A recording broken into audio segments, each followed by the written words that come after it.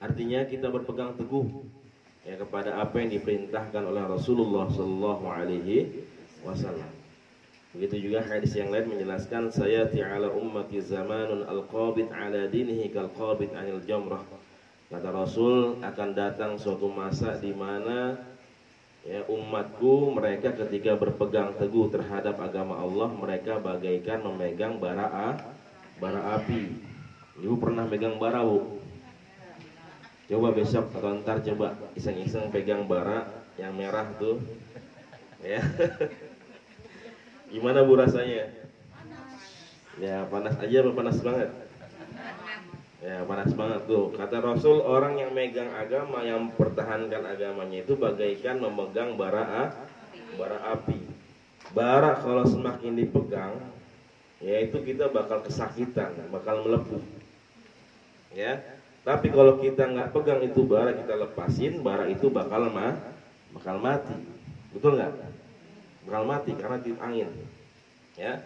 Maksudnya apa? Orang kalau memegang agamanya, ya dia bakal dapat cobaan, rintangan, hinaan, bahkan karakternya dia difitnah, dibunuh, ya, bahkan sampai dibunuh, ya, dipenjara, dibunuh.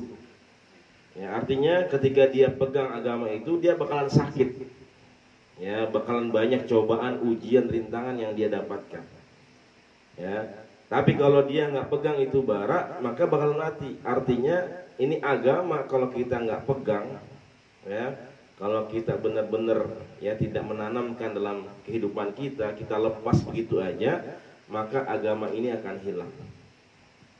Ya, artinya hilang, kita udah nggak open lagi sama agama, kita nggak mau lagi yang pakai namanya agama.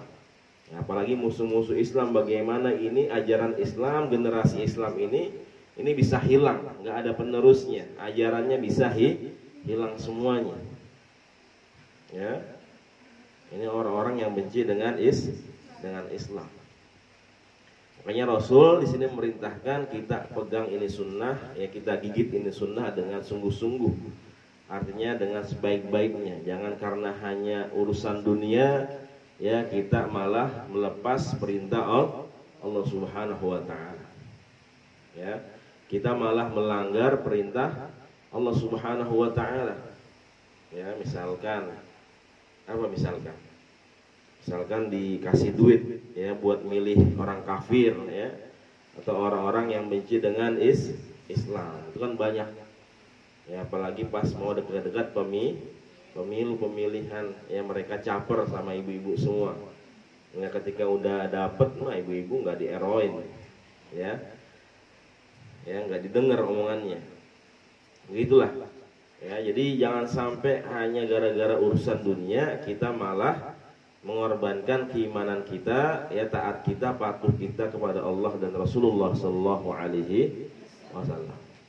Ya. Kemarin di Meruya itu dekat rumah saya, Meruya itu ada salah satu komplek perumahan mau dibangun masjid, ya. Tapi orang-orang yang benci sama Islam mereka nolak. Ya, nanti bisa dilihat itu di Meruya, ya Meruya apa Villa Meruya kalau nggak salah. Ya, itu ada orang-orang yang nggak mau ya dibangun masjid. Bahkan kemarin pas Ramadan itu sudah mulai, artinya nggak boleh sholat di situ. Padahal udah bentuknya musola, artinya nggak mau dibangun masjid.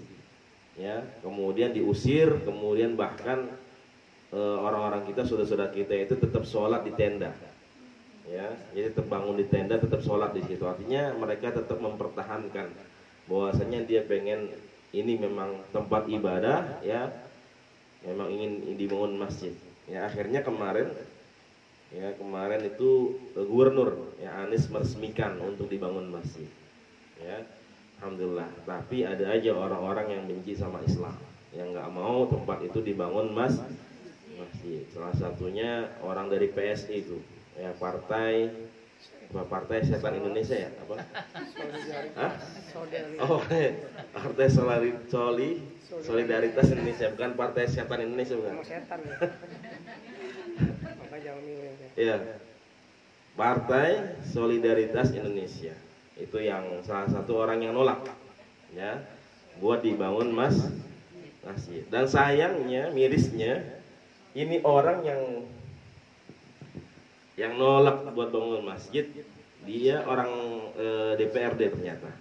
Ya, orang DPRD punya jabatan, memang PSI itu ada orangnya di DPRD. Kemudian kemarin reses.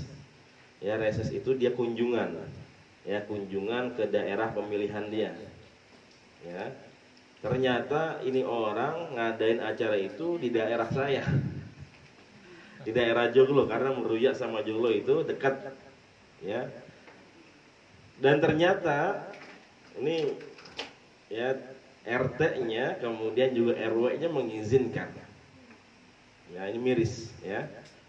Miris. Dan kita orang-orang yang dekat masjid, karena ngadain acaranya dekat masjid, dan orang-orang dekat masjid itu nggak pernah diajak ngomong. Ya, nggak pernah diminta pendapatnya. Maaf, ya mungkin ada segepel atau 2 gepel yang diberikan sama orang tersebut sehingga izin diturunkan. Maksud saya seperti itu. Ya, sehingga dia bisa bikin acara di situ, bisa reses. Ya. Padahal sebelumnya memang saya udah ditanya sama RW ya daerah Joglo juga sebelah sana. Katanya, "Ji, itu kok orang itu bisa dikasih izin di Joglo, katanya, di tempat ente." Ya. Dan kita juga nggak tahu apa-apa. Ya, karena memang ya RT-nya orang tua. Ya, kemudian ya ibu-ibu. Ya, kita nggak pernah tahu, maksudnya ya wallahu alam. Ya, wallahu alam, karena kan orang-orang seperti itu mereka banyak akalnya. Ya, orang-orang yang benci dengan Islam itu banyak akalnya. Artinya apa? Jangan sampai kita menggadaikan iman kita, perjuangan kita untuk menegakkan agama Allah, untuk membantu menolong agama Allah, untuk mempertahankan agama Allah dan Rasulnya hanya dengan urusan-urusan dunia. Ya, ibu nanti misalkan ketika pemilu dikasih duit, ya serangan fajar, ada serangan petang misalkan, serangan siang juga, ya 3 kali dikasih serangan, udah nggak usah diterima. Tetap kita pilih bagaimana yang menurut kita baik menurut Allah Subhanahu wa Ta'ala. Ya. Nah, untuk kemarin saya milih Prabowo bukan karena Prabowo-nya, tapi karena para ulama-ulama yang memerintahkan kita untuk memilih Prabowo. Makanya ketika Prabowo seperti ini sekarang nggak terlalu kecewa. Karena saya bukan milih Prabowo-nya, tapi saya milih karena saya ngikutin para ulama. Ya, jadi seperti itu.